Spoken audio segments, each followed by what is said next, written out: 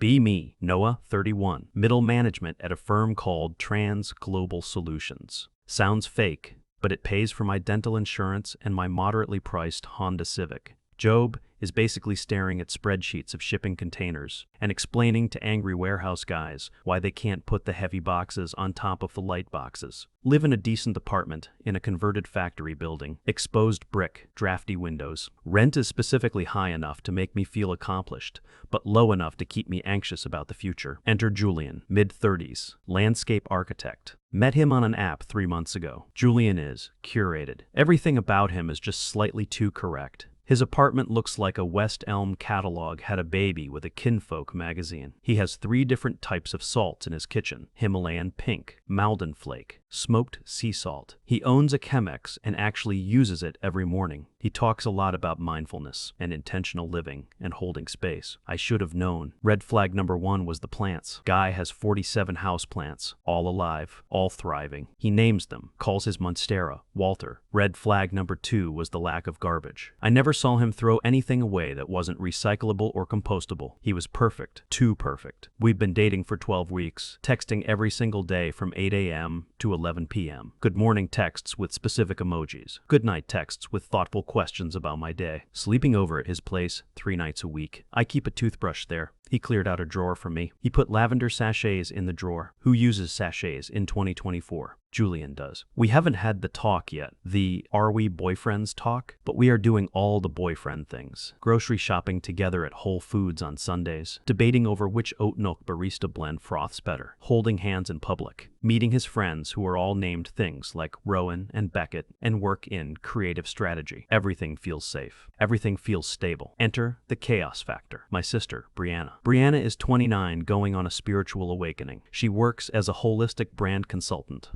I still don't know what that means. She is the unreasonable character in this tragedy. Brianna is currently obsessed with attachment theory TikTok. She diagnoses everyone she meets within 5 minutes. Noah, your barista is clearly an anxious preoccupied based on how he foamed that latte. She calls me on Tuesday night while I'm trying to iron a shirt. Phone vibrates on the ironing board. Hey Brianna. Noah. I need you to manifest something for me. I'm ironing, Brianna. That's a blockage. You're focusing on wrinkles when you should be focusing on flow. I have a meeting with the VP of distribution tomorrow. I need a smooth shirt. Fine. Live in your rigid structures anyway. I need to borrow your car this weekend. I'm going to a cacao ceremony in Joshua Tree. My car needs an oil change. Perfect. The energy is stagnant. It needs a release. No, Brianna, the oil is dirty. You're so literal. This is why you haven't locked down Julian yet. Ouch. Things are going great with Julian. Have you defined the container? What container? The relationship container, Noah. If you don't define the edges, the energy leaks out. We're happy. Okay? We're going out for drinks on Friday. Just be careful. Silence is the loudest scream of the soul. That doesn't make any sense. It will. She hangs up to go journal about her inner child. Friday rolls around. Work is a nightmare. Container ship got stuck in the Suez Canal again or something. My boss, Frank, is screaming about supply chain velocity. I spend 8 hours listening to Frank breathe heavily through his nose while pointing at red cells in Excel. Finally leave at 6 p.m. Meet Julian at a cocktail bar downtown. Place is called Alchemy and Ash. Bartenders are wearing leather aprons and look like blacksmiths. Julian is already there, wearing a beige cashmere sweater that probably costs more than my first car. Looks handsome, looks calm. He orders me a smoked maple old-fashioned without asking. Green flag, red flag, I drink it. It tastes like a campfire and capitalism. We have a nice time. Talk about his project, designing a Zen garden for a tech CEO. Talk about my shipping container crisis. He listens intently, nods at the right times, touches my arm when I complain about Frank. That sounds so draining, Noah. I hope you're protecting your energy. God, he's so nice. We finish drinks. Head back to his place. The immaculate apartment. Smells like sandalwood and expensive decisions. We settle on the couch, This couch is important. It's a new couch. He just got it. Custom velvet. Mustard yellow. He loves this couch more than he loves most people. We're making out a little. Things are good. Warm. Buzz from the smoked maple cocktails is hitting nicely. Lowers the defenses. Makes me feel loose. Makes me feel like maybe I belong in this Architectural Digest life. Julian pulls back, looks at me with those soulful brown eyes. Hey, you mind if we put something on, just for background? I pause. Usually we listen to vinyl records of bands that don't exist anymore, or watch documentaries about sushi chefs. Sure, I say. What did you have in mind? He picks up the remote. Smart TV interface pops up. He doesn't go to Netflix. He doesn't go to HBO. He goes to a browser. Bookmarks bar. Click. Click. Video loads instantly. No hesitation. No searching for best of categories. He has this queued up. It's porn, but not just random porn. It's specific. Professional. High production value. Lighting is better than my apartment. Actors are excessively attractive. I'm trying to be cool. Trying to be the chill boyfriend. I'm 31. I've seen things. I'm not a prude. So I nod. Yeah, cool. Whatever. Video starts playing. It's two guys. One is very large, like Wrestling Federation large. The other is smaller. The dynamic is aggressive, not violent, but heavy, dominant. We start fooling around. Video is playing on the 65-inch OLED screen across the room. It's weirdly silent in the apartment except for the TV sounds. And the wet sounds from the TV. Julian seems really into it. Like, really into it. He's watching the screen more than he's looking at me. At first, I think it's fine. Visual stimulation, whatever. But then I notice he's checking my reaction, constantly glancing at my face, not to see if I'm enjoying it, but to see something else. Video ends, or he pauses it. Room goes quiet again. Just the hum of the refrigerator and Walter the Monstera breathing. We're catching our breath. Lying on the mustard velvet couch. I'm staring at the ceiling thinking about how I need to buy dishwasher tabs tomorrow. Julian turns to me. Tone is different now. Less mindful landscape architect. More forensic accountant. So, he says. So, I say smiling. Did you like that? Yeah, it was hot, I lie slightly. It was mostly just noisy. Have you ever, been with guys like that? I freeze. Internal alarm bells start ringing. Faintly at first, like a car alarm 3 blocks away. Like what? I ask, trying to keep it light. He gestures at the frozen screen where 2 titans are tangled up. Guys like that size, that intensity. I laugh, nervous laugh. Julian, I'm 31. I've been around the block a few times. Sure, I guess. He props himself up on one elbow. His face is serious, dead serious. How many? What? How many guys like that? Specifically. Silence. The car alarm is now in the room. I don't know, Julian. I don't keep a spreadsheet, unlike Frank at work. Attempt at humor. Failed. Julian doesn't smile. Was it recently? No. Mostly in my 20s. Why does it matter? I'm just curious, he says, but his voice is tight. Tight, like a drum. Was it better? Better? Did you like it more? The size? The roughness? Julian, stop. No, really. I value radical honesty, Noah. I want to know your landscape. He's using the therapy words. Weaponizing the therapy words. It's not about better or worse, I say, sitting up, pulling my shirt on. It's just different. I'm with you. I like being with you. But you've had bigger. It's not a question. It's an accusation.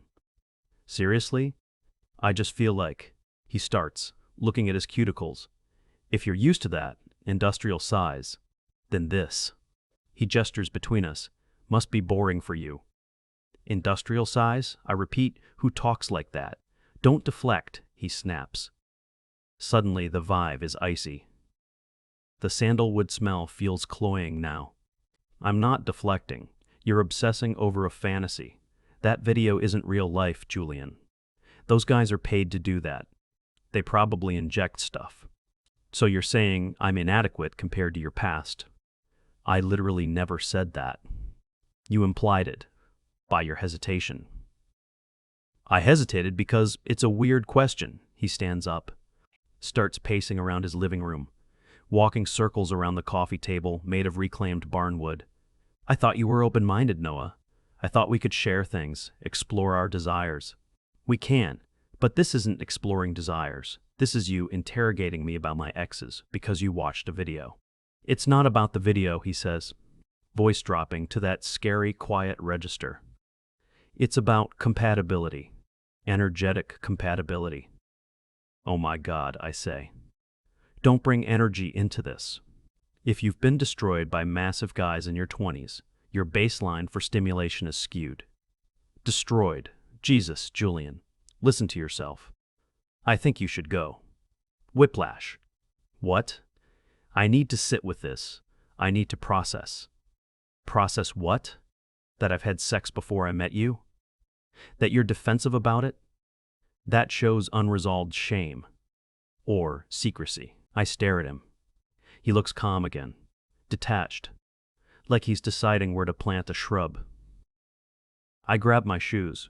Grab my jacket. This is insane, I say. He doesn't answer. He's staring at the blank TV screen. I leave. Slam the door. Regret slamming it because it's a heavy solid wood door and it just makes a dull thud.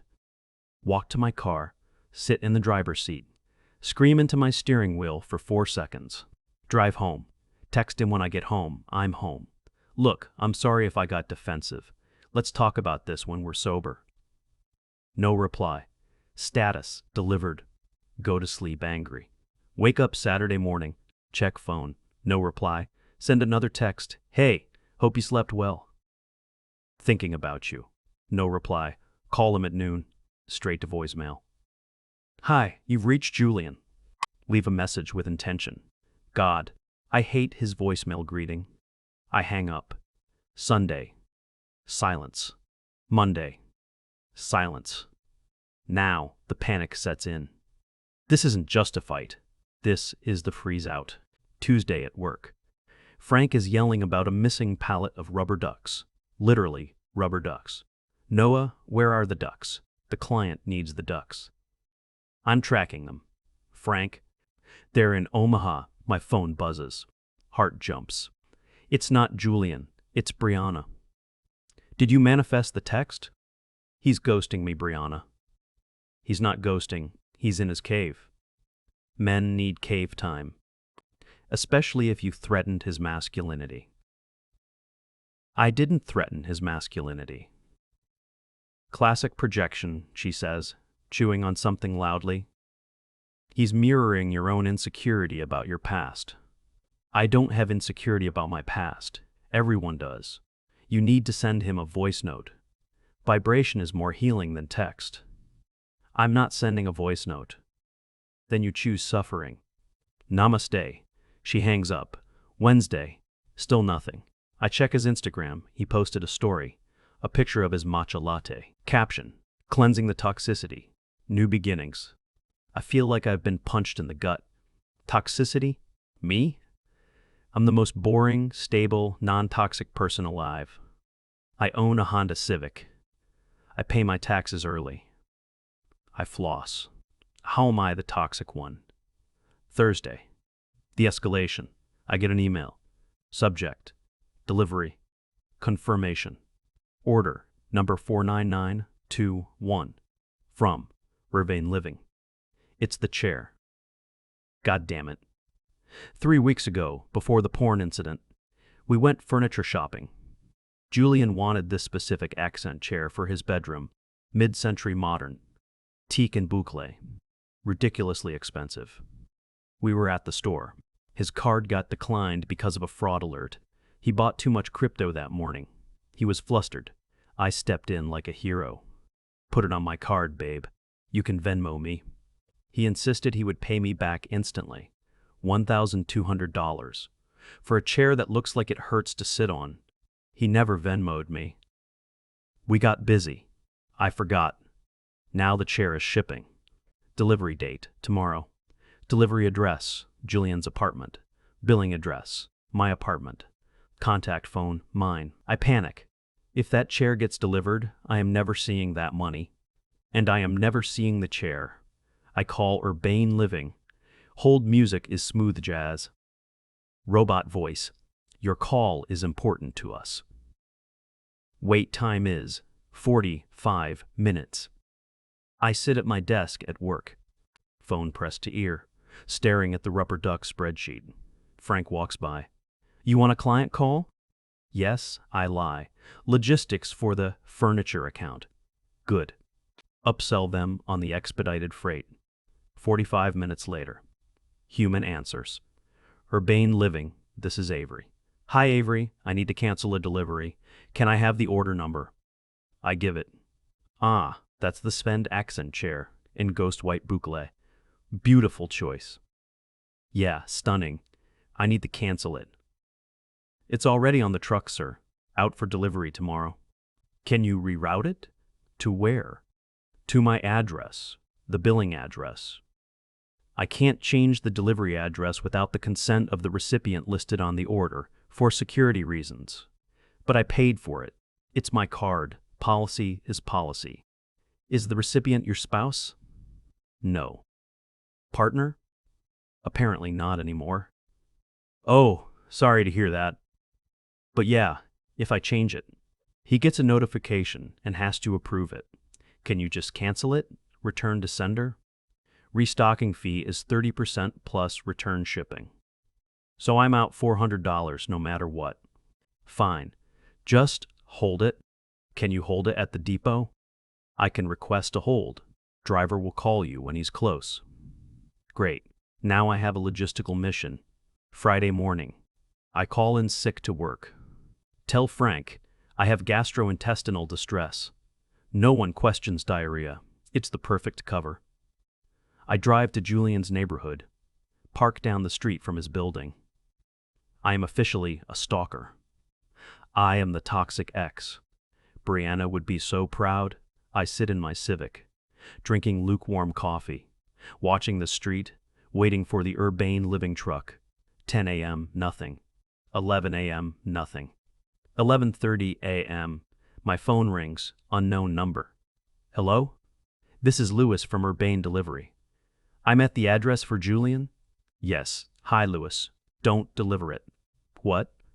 I'm the guy who paid for it. I'm down the street. Do not buzz the intercom. Bro, I have a schedule. I will give you $50 cash if you drive 2 blocks south and meet me at the 7-Eleven. Silence.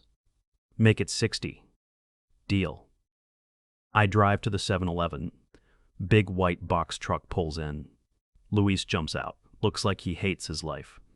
You, Noah? Yeah. You got the 60? I hand him 3 20s. Okay, here's the box. It's heavy. We drag the box out of the truck. It's huge. It will not fit in my Honda Civic. I didn't think this through. I stare at the box. Louise stares at me. You want me to leave it here? In the parking lot? No, I can't leave a $1,200 chair at a 7-Eleven. Not my problem, bro. I marked it delivered. Luis gets back in his truck, drives away, so there I am. Standing in a 7-Eleven parking lot, next to a refrigerator-sized box, with a chair inside that reminds me of my failed relationship. It starts to rain. Of course it starts to rain. This is a rom-com written by Satan. I call Brianna. Brianna, I need help. Did you manifest a crisis? I have a giant box in a parking lot. I need your hatchback. I'm in the middle of a breathwork session. Brianna, if you come get me, I will pay for your next 3 Reiki sessions. Silence. I'm on my way. Keep your chakras open. She arrives 20 minutes later. Her Subaru smells like sage and wet dog. We shove the box into the back. It barely fits. Trunk won't close. We use a bungee cord. Driving back to my apartment. Brianna is lecturing me. This chair is a physical manifestation of your baggage, Noah. You're literally carrying the weight of the relationship. It's a chair, Brianna. I just didn't want him to have it.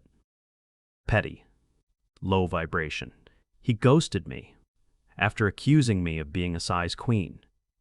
He didn't accuse you. He expressed a vulnerability. He asked me if I liked giant dicks better than his. That's not vulnerability. That's fishing for compliments and getting mad when you don't catch the right fish. You're so angry. It's blocking your heart center.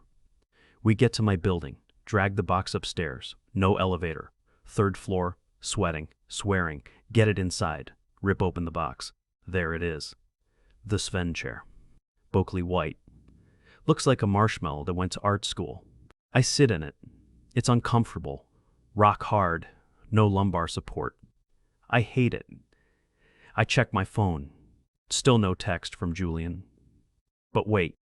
Notification from Venmo. Julian sent you $1,200. Note for the chair. Keep it. Doesn't fit my vibe anymore. I stare at the screen. He knew.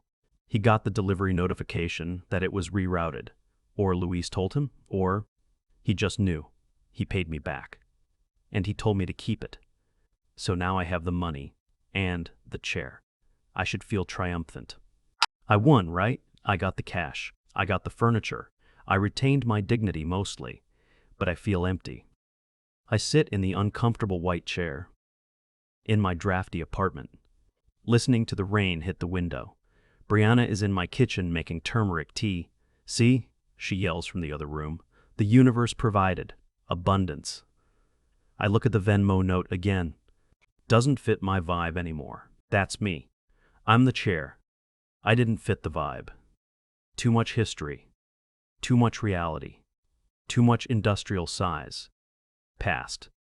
He wanted a blank slate.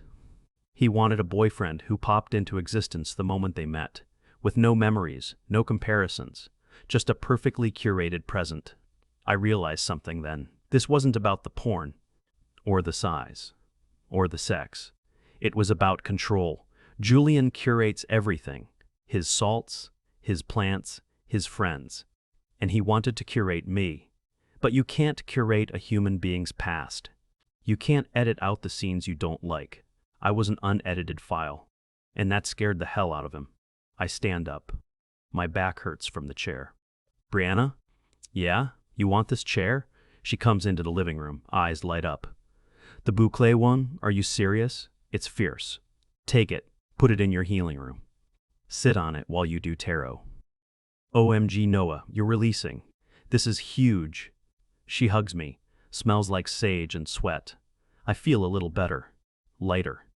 Saturday morning. I wake up. Apartment is quiet. Chair is gone. Brianna took it last night. Phone on the nightstand. I pick it up. Go to contacts. Scroll to Julian Hart. Edit contact. Delete contact. Block number. Go to photos.